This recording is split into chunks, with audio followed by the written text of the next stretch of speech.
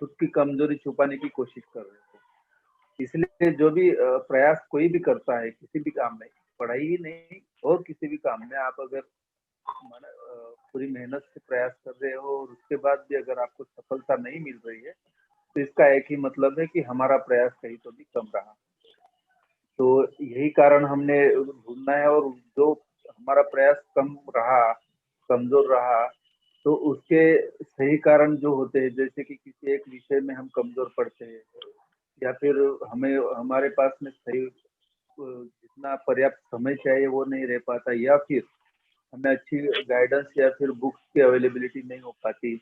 इनमें से जो भी कारण हो, उसको सही कारण को ढूंढ के हमने उस कारण को मिटाने की कोशिश करनी चाहिए। जैसे कि महामानव गौतम बुद्ध ने भी यही हर चीज का कारण ढूंढने की कोशिश की थी। उन्होंने समस्या का समाधान जो होता है, उसका कारण जो होता है, कारण ही ना उत्पन्न होने दे। बराबर है। तो हमें इसी तरह से अपनी जिंदगी में भी कारण को पहले ढूंढना है। अगर कारण हमें मिल गया, रीजन मिल गया, तो उसके बाद होने वाली जो घटना है वो भी हमें मिल जाती है।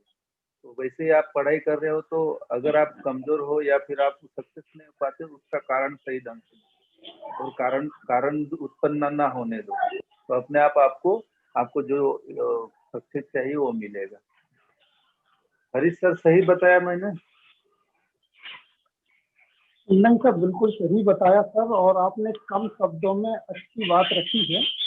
और सबसे अच्छी बात तो ये है कि सर, यदि हम लगातार परिश्रम करते हैं और रोज मेहनत करते हैं, और यदि मेहनत हमारी सही दिशा में है, तो कोई कारण ही नहीं है कि हम असफल हों। बिल्कुल। और दूसरी दूसरी चीज ये है कि स्टूडेंट क्या होता है सर, कभी मतलब ये होता है जैसे आज पढ़ता है, कल पढ़ता है, फिर 3-4 दिन नहीं पढ़ता।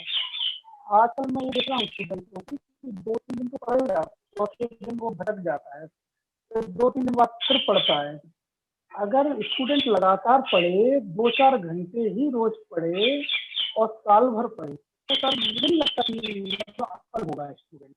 हाँ, सही दिशा में बस दिशा वाली बातें, और आप दिशा देने के लिए आप जैसा व्यक्तित्व यदि यहाँ है, तो मुझे नहीं लगता कि कुछ कमी रहेगी। कमी बस उनकी तरफ से है, मेहनत नहीं हो पा रही है, ये कमी मैं मानता हूँ। और मुझे लगता है कि अब धीरे धीरे स्टूडेंट जो यहाँ जुड़े हुए हैं, इसको दूर करेंगे कमी को। बहुत सारे 2-3 स्टूडेंट ऐसे हैं हरीश जी, कि जो मुझे डेली उनका पूरे दिन में जो पढ़ाई हुई है उसके बारे में मुझे शेयर करते। मैं उनको सिर्फ यही कि उनका अपडेशन मुझे मिलता रहता है, और कंटिन्यूटी उसकी बनती रहती है, और ट्रैक पे है कि नहीं वो हमें समझ में आता है। और सप्ताह में एक बार बातें हो जाती है, तो और इंडिविजुअल कम्युनिकेशन के बाद में जो फर्क पड़ता है, प्रिपरेशन में जो एक सही गाइडेंस मिलता है, वो बहुत ही मायने रखता है। इसलिए हमारे जो भी स्टूडेंट प्रिपरेशन कर रहे हैं और उनको बिल्कुल उन्होंने ठान ही लिया है कि उनको इसमें सक्सेस हासिल करनी है, तो उन्होंने जितना हर समय पे डेली और वीकली बेसिस पे जो है प्रॉपर खुद को देखते रहना चाहिए, ट्रैक पे है क्या, हम सही दिशा में जा रहे हैं क्या, हम जो कर रहे हैं वो पर्याप्त है कि, ये सब चीजें उन्होंने देखते रहना चाहिए।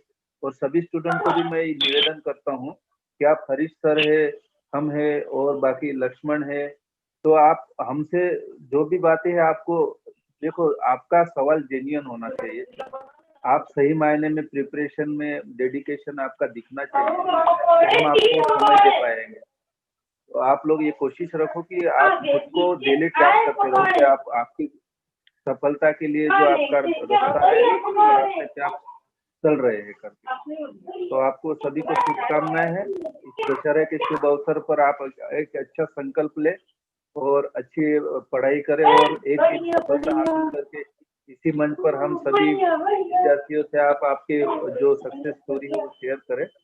हरीश सर, मैं आपको निवेदन करता हूं कि आज का लेक्चर अभी शुरू करें, क्योंकि समय तो हो गया अपना, और कम समय में हमें पूरा लेक्चर पूरा करना है। सभी को शुभकामनाएं सर। धन्यवाद सर। पहले तो सर को नमन करते हैं। हम आज का लेक्चर शुरू करते हैं और सभी विद्यार्थियों को हम विजयदशमी की शुभकामनाएं देते हैं। और आदरणीय खड़गपुर ने जो बात कही है वो उस बात का आप लोग पालन करें। और अगर 1 या 2 साल यदि आप लोगों ने मेहनत कर ली तो ये समझिए आपकी जिंदगी बदल जाएगी। और अगर आप मेहनत नहीं करते हैं तो आप स्वयं को धोखा दे रहे हैं और इसके अलावा और कुछ नहीं। चलिए हम आज का अपना लेक्चर शुरू करते हैं। अभी जो हम पढ़ा रहे हैं आपको इंडियन पॉलिटी सिस्टम को पढ़ा रहे हैं। इंडियन पॉलिटी सिस्टम में हम अपना एक लेक्चर कंप्लीट कर चुके हैं और आज हमारा ये दूसरा लेक्चर जो है, दूसरा लेक्चर का बी पार्ट और ये आखिरी पार्ट दूसरे लेक्चर का, और आज ये दूसरा लेक्चर समाप्त हो जाएगा। आज हम जो विभिन्न यूपीएससी या पीएससी की परीक्षा में जो क्वेश्चंस आए हैं उनको सॉल्व करेंगे इस लेक्चर में, और साथ ही इस लेक्चर का शेष भाग जो रहा है उसको सॉल्व करेंगे। ठीक है, हम शुरू करते हैं। शुरू करने के पहले जो हमने लेक्चर 2 का पार्ट ए में हमने जो क्या पढ़ाया था रिकैप करना है थोड़ा सा 2 मिनट में हम उसको दोहरा लें कि हमने पिछले लेक्चर में क्या पढ़ा था। क्योंकि आप लोगों से हमने अनुरोध किया था कि आप ये लेक्चर इसका और इकोलॉजी के लेक्चर पढ़ के आइएगा क्या क्वेश्चन सोल्व करेंगे।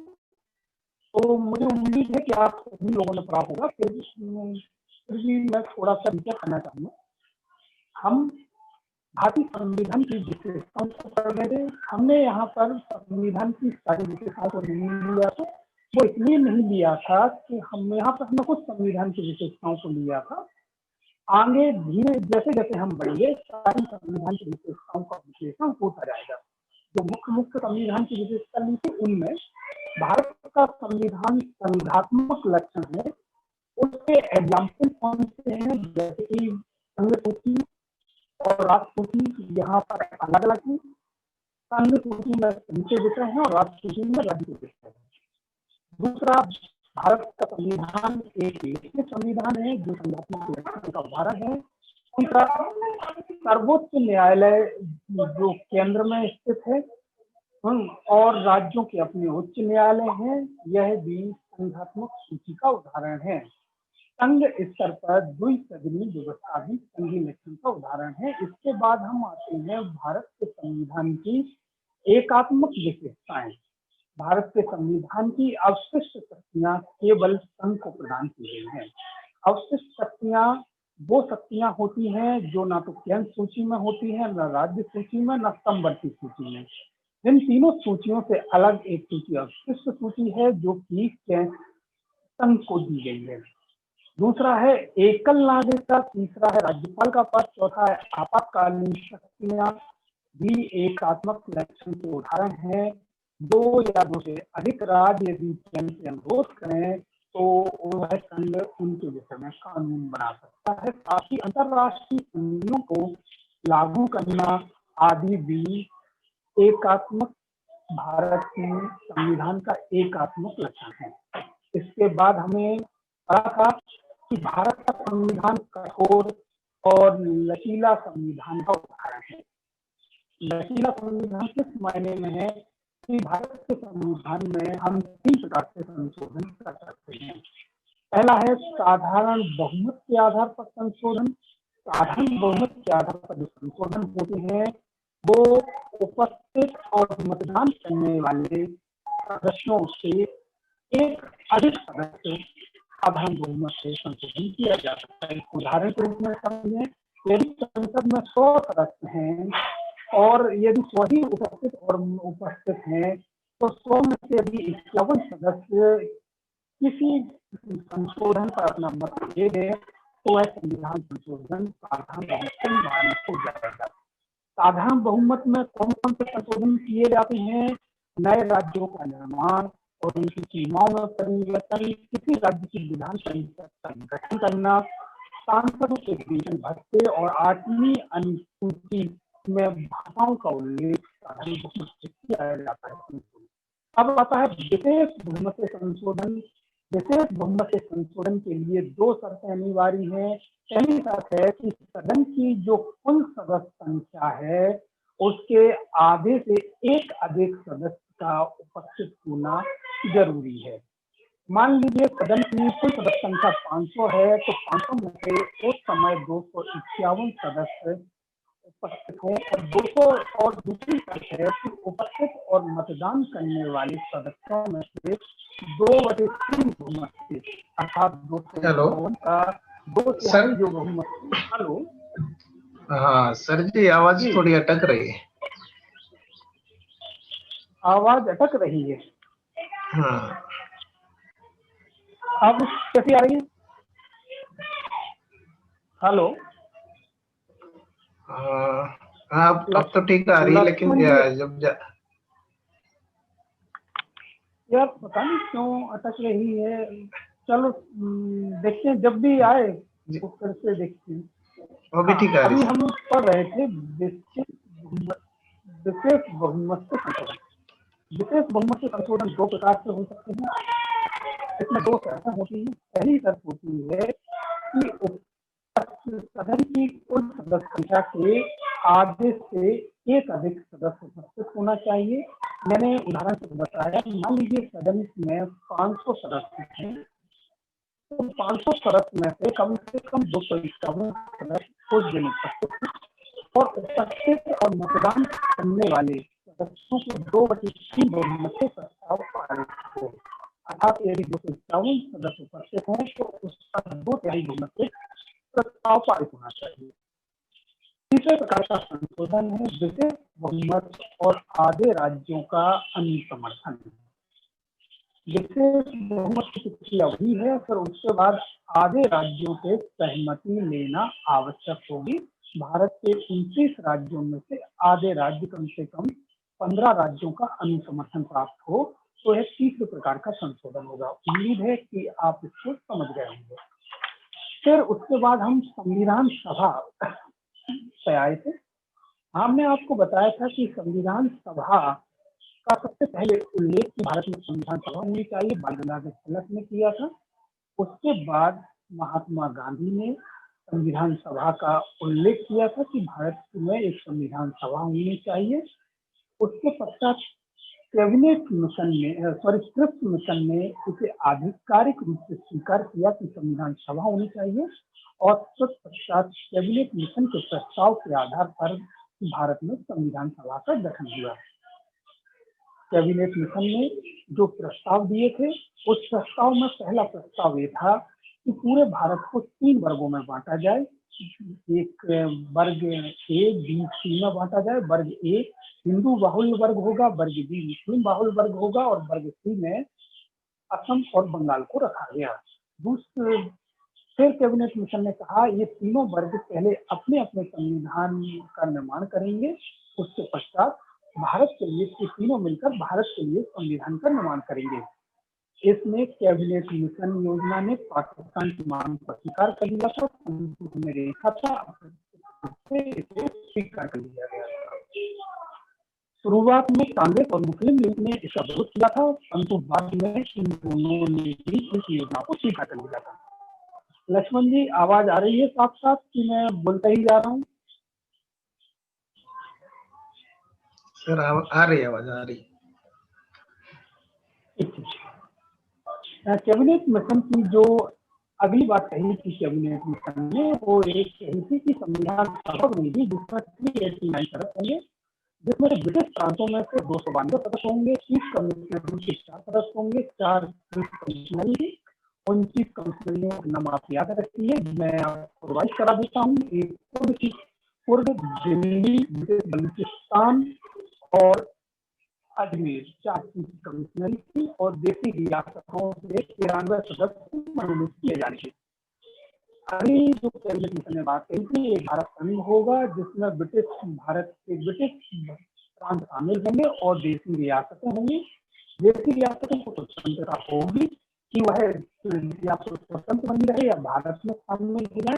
चुनाव इसके बाद कैबिनेट मिशन ने कहा था 10 लाख के जनसंख्या के आधार पर चुनाव होंगे। चुनाव को 3 वर्गों में विभाजित किया जाएगा, यानी सिख को आरक्षण दिया गया, मुस्लिम को आरक्षण दिया गया और एक सामान्य सीट होगी और बाकी के सब सामान्य वर्ग होगा और चुनाव अपेक्षित रीति से जनता के प्रतिनिधियों द्वारा किया जाएगा। ये हम वहाँ रिजर्व किए कर चुके थे। इसके बाद जो संविधान सभा का चुनाव हुआ था उसमें कांग्रेस को 208 सीटें प्राप्त हुई और मुस्लिम लीग को 63 सीटें प्राप्त हुई। मैं आपको यहाँ बता दूं कि मुसलमानों के लिए 78 सीटें आरक्षित थी, 78 सीटों में से 73 सीटें मुस्लिम लीग ने प्राप्त की और अन्य को 108 सीटें प्राप्त की।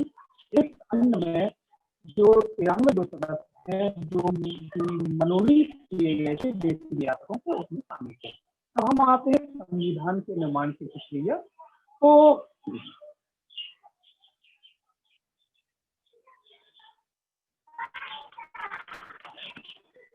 संविधान के निर्माण की प्रक्रिया, संविधान सभा की जो पहली बैठक हुई थी वो 9 दिसंबर 1940 को हुई थी। उस दिन डॉक्टर सच्चिदानंद सिन्हा को संविधान सभा का अस्थायी अध्यक्ष बनाया गया था। 11 दिसंबर 1940 को डॉक्टर राजेंद्र प्रसाद को संविधान सभा का अस्थायी सदस्य बनाया गया।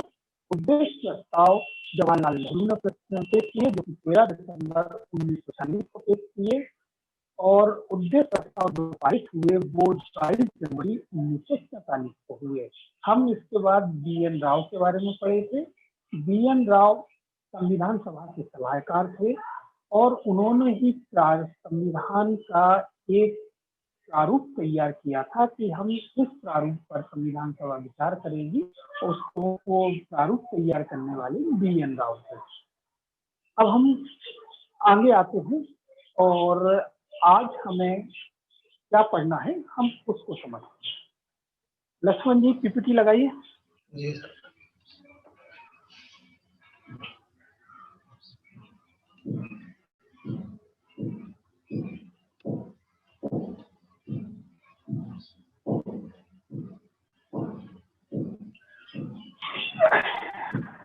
देखिए स्क्रीन पर PPT प्रदर्शित है और आज हम प्रारूप समिति के बारे में समझेंगे कि प्रारूप समिति क्या थी संविधान सभा।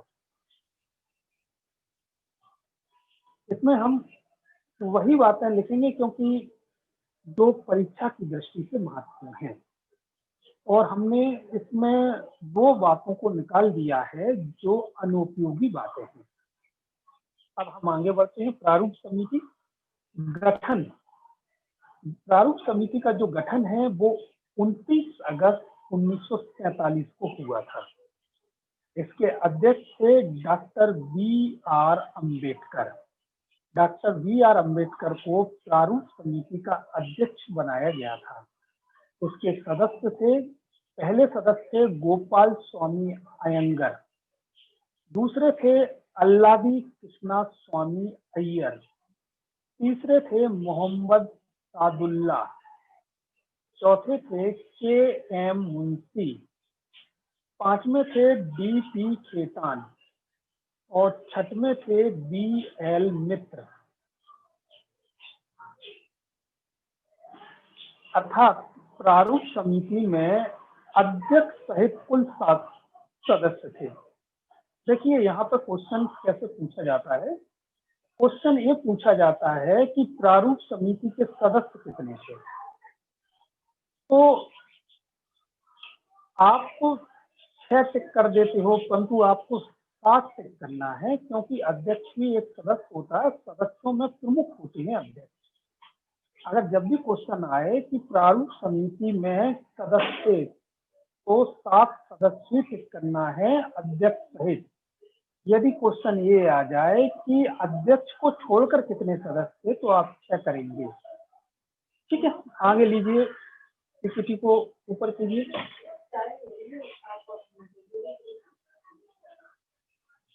लक्ष्मण जी PPT को आगे कीजिए।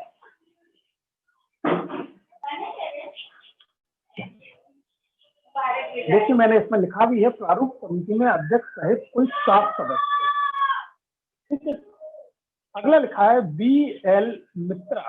BL मित्रा जो प्रारूप समिति के सदस्य थे स्वास्थ्य कारणों से उन्होंने इस्तीफा दे दिया था, तो उनके स्थान पर एन माधव राव को बाद में नियुक्त किया गया था। बीएल मिश्रा के स्थान पर एन माधव राव को नियुक्त किया गया था, ये आप याद रखिएगा। फिर डीबी खेतान जो प्रारूप समिति के सदस्य थे, उनकी मृत्यु हो गई थी। मृत्यु के पश्चात ही कृष्णाचारी को प्रारूप समिति का सदस्य बनाया गया था।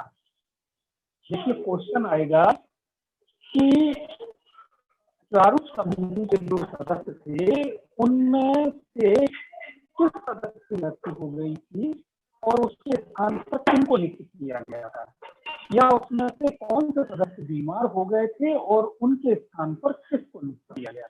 उम्मीद है आप इसको कर लेंगे। अगला है प्रारूप समिति ने जो रिपोर्ट दी, उस रिपोर्ट के आधार पर संविधान सभा में 3 वाचन हुए। 3 वाचन मतलब 3 बार, पहला वाचन, द्वितीय वाचन, तृतीय वाचन, मतलब 3 बार विचार विमर्श हुआ। अगर हम हिंदी में कहें, सरल भाषा में समझे तो प्रारूप समिति की रिपोर्ट के आधार पर 3 बार विचार विमर्श हुआ। चलो प्रथम वाचन में थोड़ा सा ऊपर करने लगे।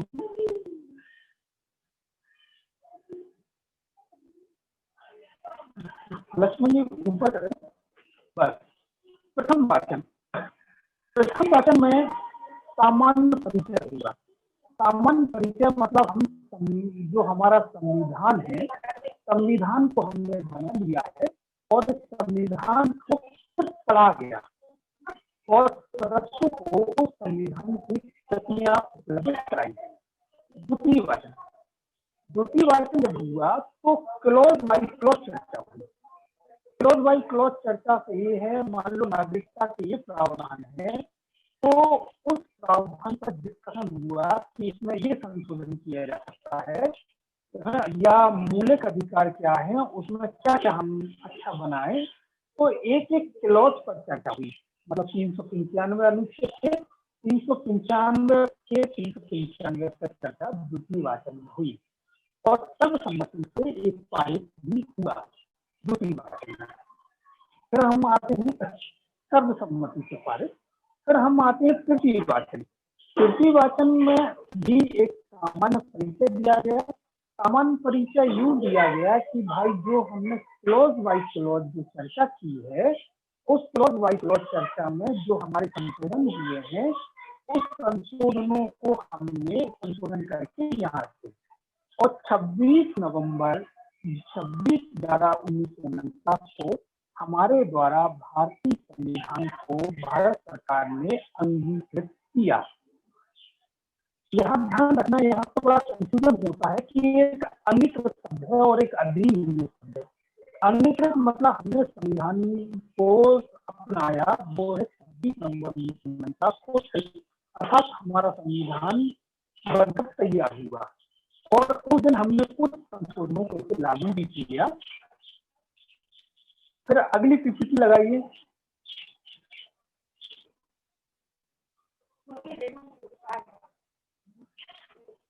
देखिए भारतीय संविधान को अंगीकृत शब्द आए तो लिखेंगे 26/11/1949। यहाँ पर मैंने गलती से 50 लिख दिया है तो 1949 पढ़ा जाए। लक्ष्मण जी जो 26/11/1950 लिखा है, 26 नवंबर 1950, ये गलती से हो गया है, इसको 49 पढ़ा जाए। 49 यानी, और नीचे जो मैंने 26 नवंबर 50 लिखा है उसको भी 49 ही पढ़ा जाए। तो भारतीय संविधान को अंगीकृत किया गया 26 नवंबर 1949 को। दूसरा मैंने जो टॉपिक दी है, लिखा है भारतीय संविधान को अधिनियमित किया गया। भारतीय संविधान को जो अधिनियमित किया गया है वो है 26 जनवरी 1950 को, यानी 26 जनवरी 1950 का दिन गणतंत्र दिवस का दिन था, गणतंत्र दिवस। और उस दिन हमने अपना संविधान को पूरी तरह अपना लिया था। बात उसकी है कि इसी दिन क्यों अपनाया गया। तो हम इतिहास जब पढ़ेंगे तो हम लाहौर अधिवेशन को पढ़ेंगे। रावी नदी के तट के किनारे जब जवाहरलाल नेहरू ने झंडा फहराया और पूर्ण स्वाधीनता दिवस मनाने की बात की गई थी, वह 26 जनवरी 1934 का दिन था। इसी कारण से हम अपने संविधान को 26 जनवरी को ही मनाते हैं, गणतंत्र दिवस के रूप में मनाते हैं। बहुत बढ़िया। अब हम आते हैं कि संविधान में कुल 22 भाग और कुल अनुच्छेद 395 अनुच्छेद हैं। यहाँ मैं आपको ये बता दूं, भारत के संविधान में कुल 22 भाग और 395 अनुच्छेद हैं। मैं यहाँ पर बता दूं कि समय समय पर कई भाग जोड़े गए हैं, कई भाग को हटाया गया है, नए अनुच्छेद जोड़े गए हैं, परंतु हमने उन अनुच्छेदों को या उन भागों को उसी भाग, जैसे मान लीजिए कोई भाग 9 है, कोई नया आया तो भाग 9A कर दिया, फिर दूसरा उसमें जोड़ना होगा तो 9B कर दिया। इस तरह से हमारी संख्या 22 की 22 बनी रही और अनुच्छेद 395 से 395 बनी रही। जैसे हमें कोई चीज को जोड़ना है, मान लीजिए भारतीय संविधान का जो अनुच्छेद 19 है उसमें संशोधन करना है, तो हम 19A कर देंगे, ना कि हम 396 करेंगे, 19A कर देंगे। इस प्रकार से अगर आपको पूछा जाए कि वर्तमान में संविधान के कुल कितने भाग हैं और कुल कितने अनुच्छेद हैं, तो आप बताएंगे कुल 22 भाग हैं और 395 अनुच्छेद। हम देखते हैं संविधान के भागों का विकास कैसे हुआ, डेवलपमेंट। थोड़ा सा ऊपर कीजिए लक्ष्मण। संविधान के जो भाग हैं 22 भाग, उनका कैसे 22 हुए और वर्तमान में क्या स्थिति है। देखिए, 7वें संविधान संशोधन द्वारा जो 1956 में हुआ था, 7वां संविधान संशोधन में, इसमें भाग 7 तथा भाग 9 को हटा दिया गया। 7वां संविधान संशोधन जो 1956 में हुआ था, उसमें भाग 7 और भाग 9 को हटा दिया गया। इस प्रकार से कुल भाग, शेष भाग 20 बचे। अगर 2 भाग हट जाते हैं तो 20 भाग बचे 1956 में। अब आते हैं अगला 42वां जो संविधान संशोधन हुआ, तो 42वें संविधान संशोधन जो 1976 में हुआ, 42वां संविधान संशोधन जो 1976 में हुआ, उसमें हमने जो जोड़ा 4 का जोड़ा, 4 का में मौलिक कर्तव्य जोड़े और भाग 14 का में अधिकरण जोड़ा।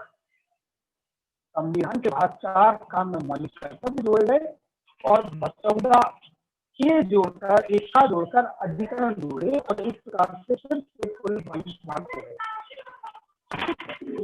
अब हम आते हैं 73वें संविधान संशोधन अधिनियम पर। 73वें संविधान संशोधन अधिनियम 1992 में हुआ और 73वें संविधान संशोधन अधिनियम में भाग 9 जोड़ा गया। देखिए, भाग 9 7वें संविधान संशोधन द्वारा खत्म किया गया था और 73वें संविधान संशोधन अधिनियम द्वारा फिर से भाग 9 जोड़ दिया गया और भाग 9 जोड़कर इसमें पंचायतों का उल्लेख किया गया और इस प्रकार से अब जो भाग हो गए हैं 23 हो गए थे। 73वें संविधान संशोधन के बाद 23 भाग हो गए थे संविधान के। फिर हम आते हैं 74वें संविधान संशोधन। इसके नीचे 74वें संविधान संशोधन अधिनियम 1992 के द्वारा भाग 9 का जोड़ा गया, भाग 9 का जोड़ा गया और इसमें नगर निगम का उल्लेख किया गया। इस प्रकार से कुल भाग अगर देखा जाए तो 24 हो गए, कुल भाग हो गए 24।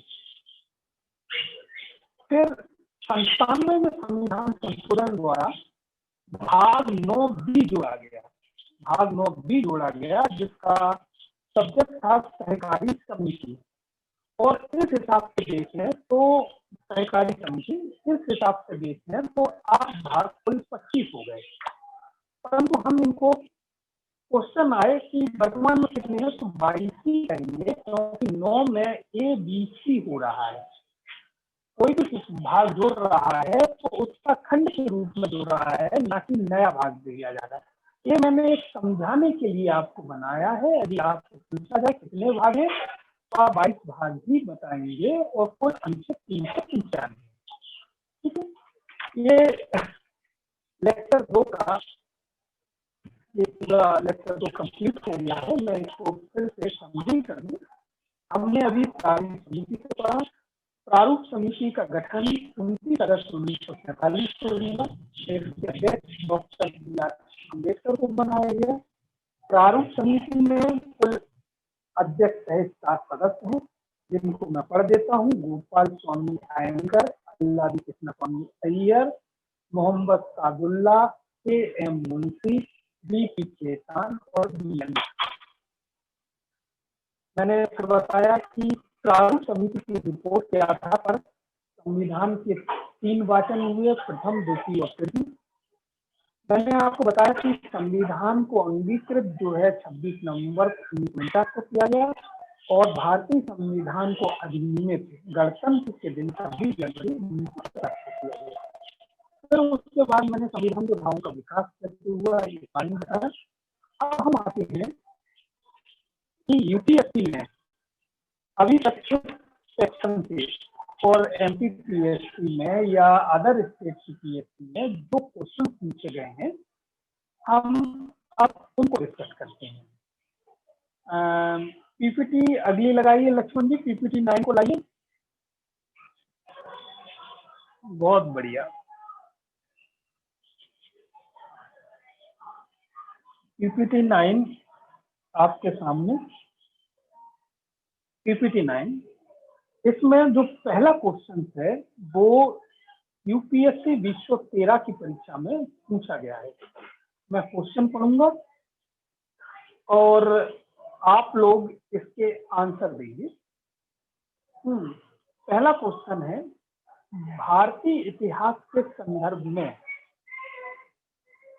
प्रांतों से संविधान सभा के सदस्य ए उन प्रांतों के लोगों द्वारा सीधे निर्वाचित हुए थे।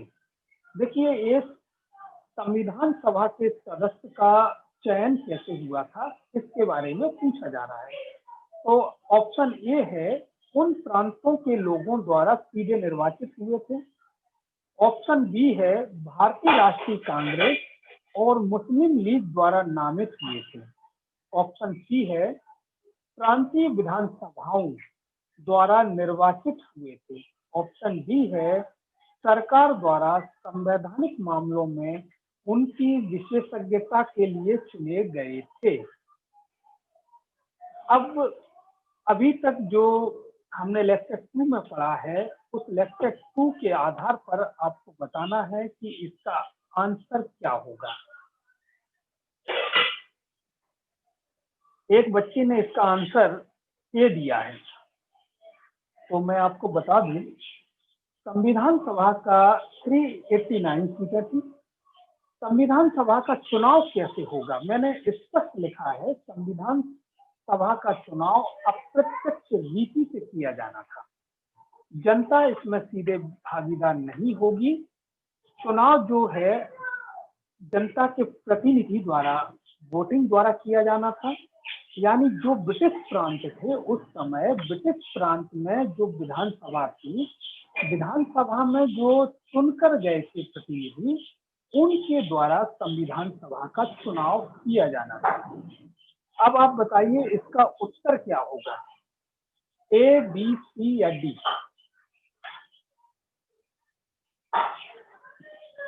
अब तो सरल हो गया है, इसका आंसर देना बहुत टफ नहीं रहा। पहले क्वेश्चन को पढ़ते हैं, पहले ऑप्शन को पढ़ते हैं। उन प्रांतों की, बिल्कुल एक बच्चे ने आंसर दिया है, बिल्कुल सही दिया है, आंसर सी होगा। अब हम पढ़ते हैं ऑप्शन ए, उन प्रांतों के लोगों द्वारा सीधे निर्वाचित हुए थे। ये ऑप्शन गलत है, क्योंकि उन प्रांतों के लोगों द्वारा चुने गए, जो प्रतिनिधि चुने गए थे, उनके द्वारा निर्वाचित हुए थे, ना कि लोगों द्वारा निर्वाचित। ऑप्शन 2 पढ़ते हैं। भारतीय राष्ट्रीय कांग्रेस और मुस्लिम लीग द्वारा नामित हुए थे। नामित होने की तो कोई बात नहीं थी, सिर्फ देशी रियासतों द्वारा अपने प्रतिनिधियों को नामित करना था, देशी रियासतों को, ना कि कांग्रेस और मुस्लिम लीग द्वारा। तीसरा है प्रांतीय विधानसभाओं द्वारा निर्वाचित हुए थे। ये बिल्कुल सत्य बात है कि उनका चयन प्रांतीय विधानसभाओं द्वारा हुआ था। अगला प्रश्न डी, सरकार द्वारा संवैधानिक मामलों में उनकी विशेषज्ञता के लिए चुने गए थे। ये आंसर गलत है, इसलिए आंसर सी सही है। आंसर सी को लक्ष्मण जी डार्क करें। आंसर सी सही। चलिए, बहुत बढ़िया।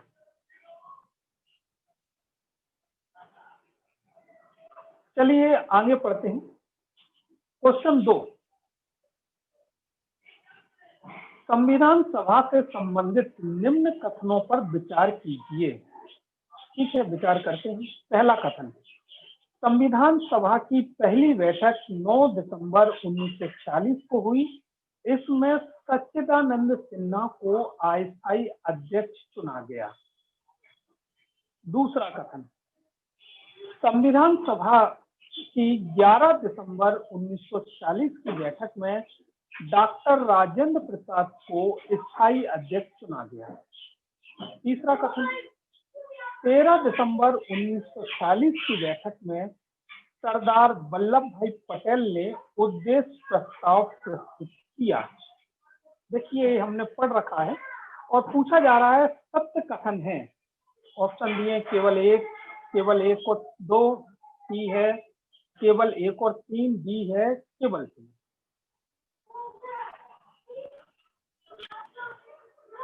चलिए बताइए इसका आंसर क्या है। हमने पढ़ा था कि संविधान सभा की आंसर बी, बिल्कुल सही, इसका आंसर बी ही है। चलिए हम इस क्वेश्चन को डिस्कस कर देते हैं। पहला कथन था संविधान सभा की पहली बैठक 9 दिसंबर 1940 को हुई, सही बात है। और इसमें सच्चिदानंद सिन्हा को अस्थायी अध्यक्ष बनाया गया, ये भी सही बात है। दूसरा कथन है संविधान सभा की 11 दिसंबर 1940 की बैठक में डॉक्टर राजेंद्र प्रसाद को स्थायी अध्यक्ष चुना गया, ये भी बात सही है। तीसरा कथन है 13 दिसंबर 1940 की बैठक में सरदार वल्लभ भाई पटेल ने उद्देश्य प्रस्ताव प्रस्तुत किए, ये कथन गलत है, क्योंकि यहाँ पर कौन होना चाहिए, किसने उद्देश्य प्रस्ताव पारित किए, वो थे जवाहरलाल नेहरू। यदि यहाँ जवाहरलाल नेहरू होता तो तीनों कथन सत्य हो जाते। अतः यहाँ आंसर होगा बी, केवल 1 और 2। लक्ष्मण जी बी आंसर को टिक करें, केवल 1 और 2। चलिए अगला कथन, हम अगला क्वेश्चन पर विचार करते हैं। क्वेश्चन है संविधान सभा के चुनाव से संबंधित निम्नलिखित कथनों पर विचार कीजिए। पहला, ब्रिटिश प्रांतों में चुनाव में जनता ने सीधी भागीदारी की थी। देखिए, सबसे पहला जो क्वेश्चन था उसी से मिलता जुलता क्वेश्चन फिर पूछा गया है। ब्रिटिश प्रांतों के चुनाव में जनता ने सीधी भागीदारी की थी। दूसरा है देशी रियासतों में चुनाव में विशिष्ट वर्ग ने ही मतदान किया था।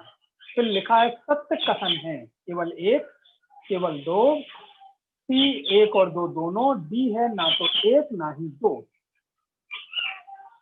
इस क्वेश्चन को अपन डिस्कस कर चुके हैं पहले क्वेश्चन में ही। बताइए इसका आंसर क्या होगा।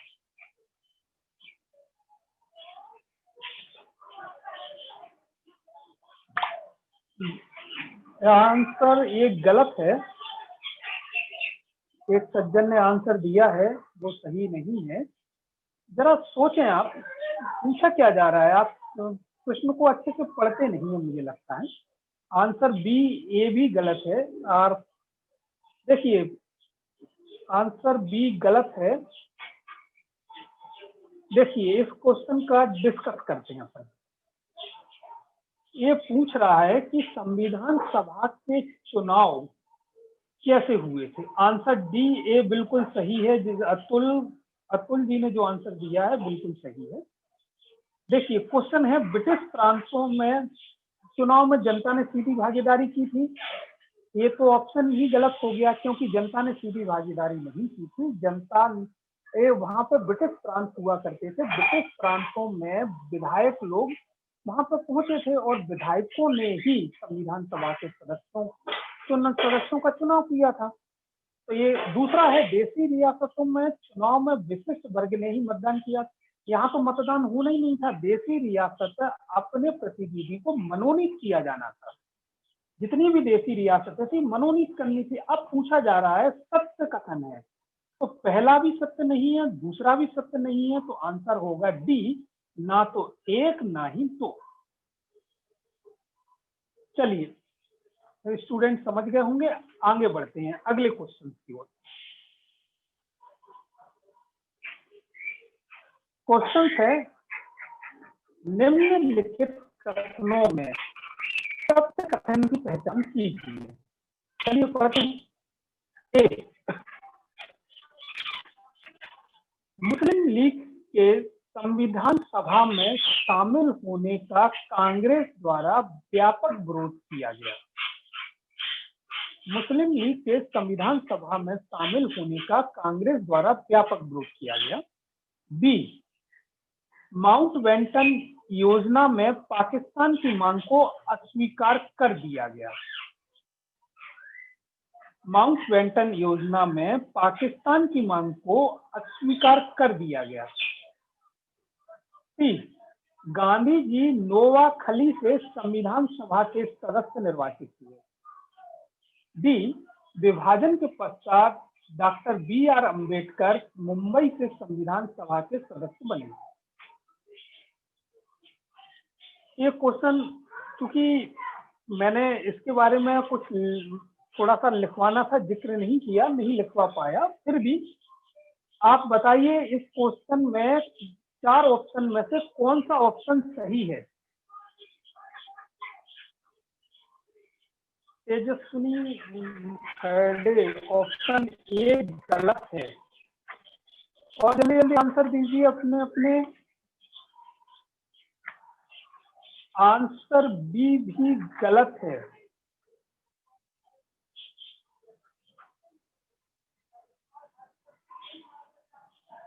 आंसर सी भी गलत है। अब तो एक ही बचा, आंसर डी सही है। पर क्यों सही है ये पता भी है कि नहीं, चलिए अपन डिस्कस करते हैं। देखिए, मुस्लिम लीग के संविधान सभा में शामिल होने का कांग्रेस द्वारा व्यापक विरोध किया गया, ये बात असत्य है। क्योंकि कई बार हम इंतजार किया गया कि मुस्लिम लीग संविधान सभा में शामिल हो जाए। क्योंकि मैंने लिखाया नहीं है, आप अपनी कॉपी पेन लेके कुछ हिंट के लिए लिख लें। आप लोग, आप सभी सदस्य जो मुझे सुन रहे हैं उनके पास कॉपी पेन होगी, तो हिंट के लिए ये लिख लें। पहला जो मैं क्वेश्चन वो पढ़ रहा हूँ ऑप्शन, उसमें है मुस्लिम लीग के संविधान सभा में शामिल होने का कांग्रेस द्वारा व्यापक विरोध किया गया। इसमें आप ये लिखें, कांग्रेस द्वारा इंतजार किया गया कि मुस्लिम लीग संविधान सभा में शामिल हो जाए। पहला कथन लिखें आप, कांग्रेस द्वारा हमेशा इंतजार किया गया कि मुस्लिम लीग संविधान सभा में शामिल हो।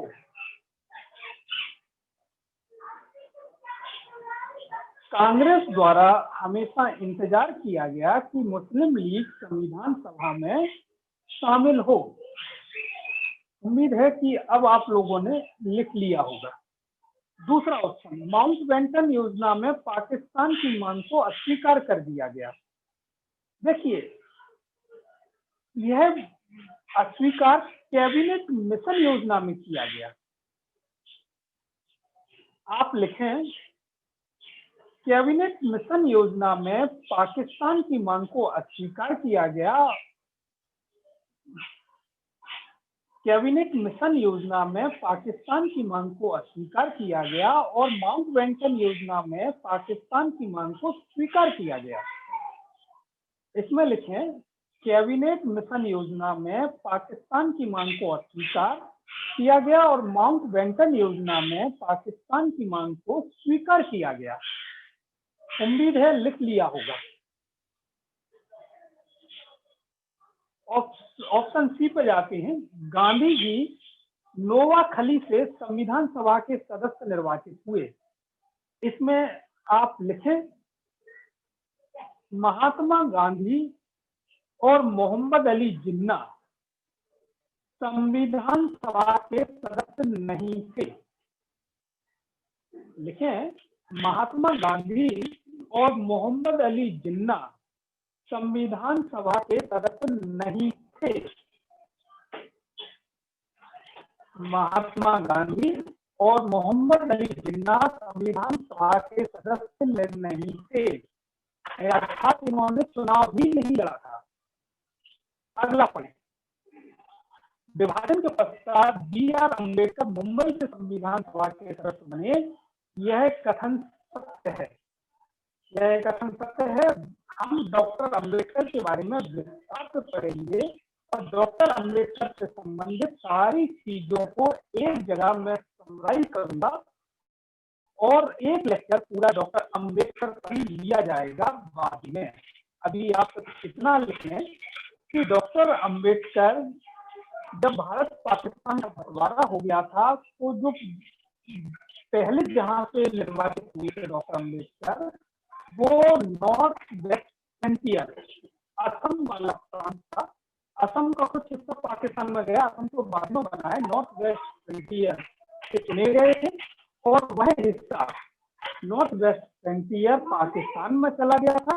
अतः डॉक्टर अम्बेडकर को मुंबई से दोबारा निर्वाचित हुए थे। अतः यह कथन है। चलिए हम आगे बढ़े। क्वेश्चन निम्नलिखित कथनों पर विचार कीजिए। ये आखिरी क्वेश्चन है। निम्नलिखित कथनों पर विचार कीजिए। पहला, संविधान सभा द्वारा प्रारूप समिति द्वारा प्रस्तुत प्रारूप बिना किसी चर्चा के पारित कर दिया गया। संविधान सभा द्वारा प्रारूप समिति द्वारा प्रस्तुत प्रारूप बिना किसी चर्चा के पारित कर दिया गया। क्या ये बात सही है? दूसरा है, बी.एन. राव प्रारूप समिति के वरिष्ठतम सदस्य थे। क्या ये बात सत्य है? हम डिस्कस करें। आप लोग आंसर दीजिए कि सत्य क्या है। सत्य क्या है? नहीं, इसमें पूछा जा रहा है कि असत्य कथन क्या है। असत्य कथन क्या है, इसको पूछा जा रहा है। पूछा ये जा रहा है असत्य कथन क्या है। अब आप इसको बताइए कौन सा असत्य है, आप लोग बताएं।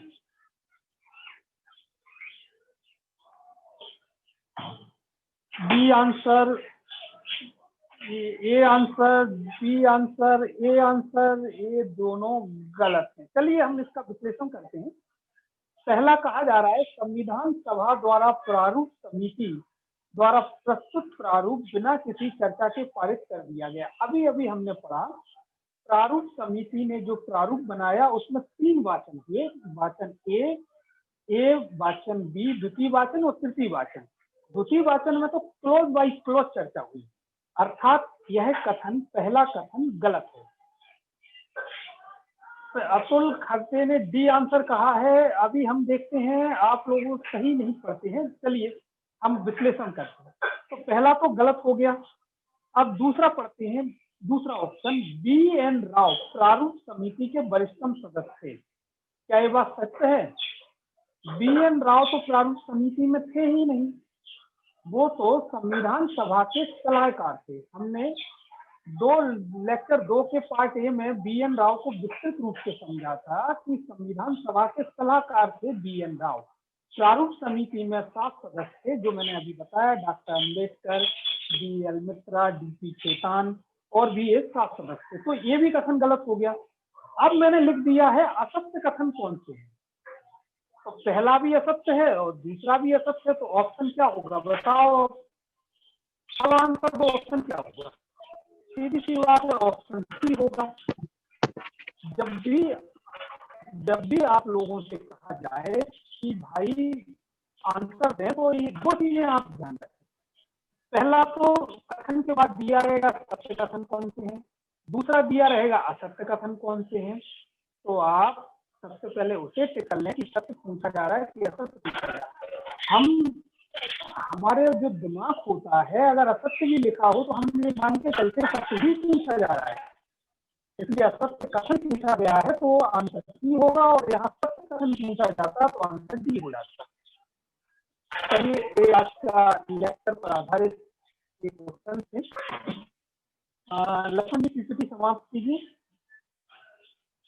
और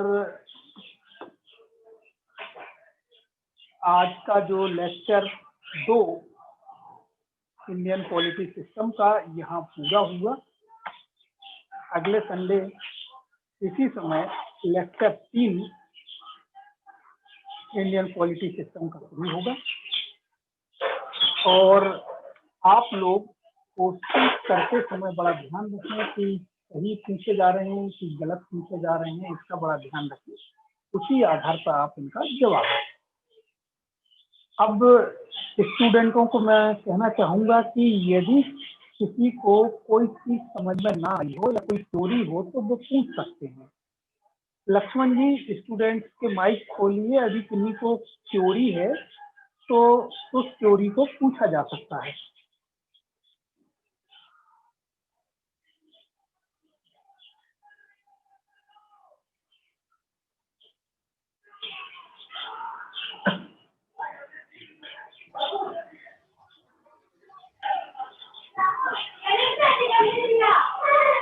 किसी भी विद्यार्थी को कोई अगर क्वेरी है तो कृपया पूछ सकते हैं।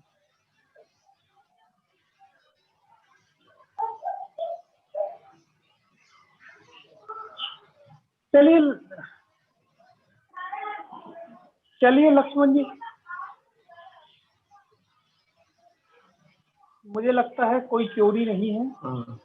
तो इस आज के लेक्चर को इंडियन पॉलिटी का यही समाप्त करते हैं, और 10 मिनट बाद हम दूसरा लेक्चर शुरू करेंगे जो इन्वायरमेंट का होगा। ठीक है Laxman ji? Okay sir. Sir PPT है क्या सेकंड लेक्चर के लिए? मैंने आपको भेज दी थी नहीं सर, मुझे आपने शायद चेक नहीं हाँ किया है। सेंड नहीं किया, खाली पॉलिटी की आई थी। नहीं, मैंने कल ही सेंड कर दी थी। अच्छा, खाली पॉलिटी की आई, एक बार मैं फिर से भेज देता हूँ अगर ऐसा है तो। ठीक है, मैं भेजता हूँ आपको। वैसे एक बार आप चेक कर लीजिएगा, मैं नहीं होगी तो दोबारा भेज रहा हूँ। ठीक है लक्ष्मण जी? Okay sir. चलिए 10 मिनट बाद मिलते हैं, मैं आपको फिर से सेंड कर रहा हूँ। Okay sir.